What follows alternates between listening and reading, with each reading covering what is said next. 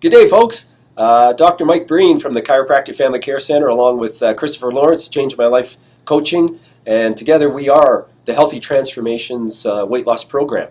And as one of our little tidbits of information, here's a question I got to ask Christopher.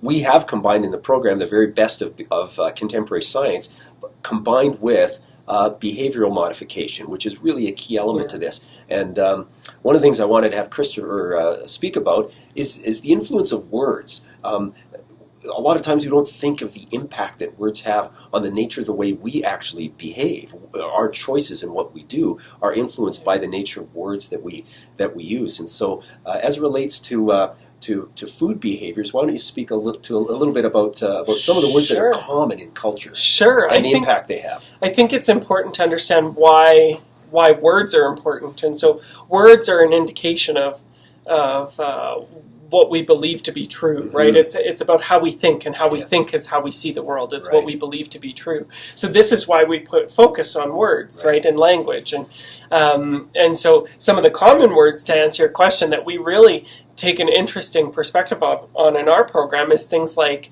cheat and treat.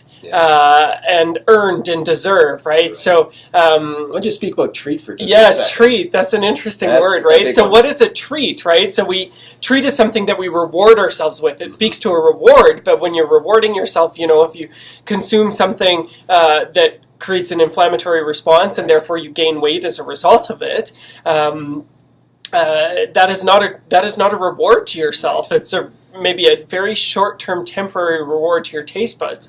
So how can we redefine treat, or do we remove it from our language? One of the guys in our current program says that the real treat is that he's able to ski again, and he hasn't done that for years and wasn't sure he was going to be able to do it ever again in his life.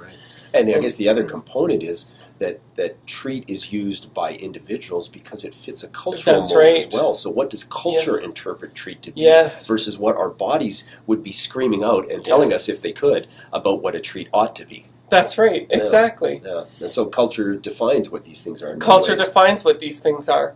So if you have more questions about the word treat, or what a real treat could be, or if you have questions about weight loss or inflammation, please reach out to us at info@healthytransformations.ca. We still have those info sessions going on right now.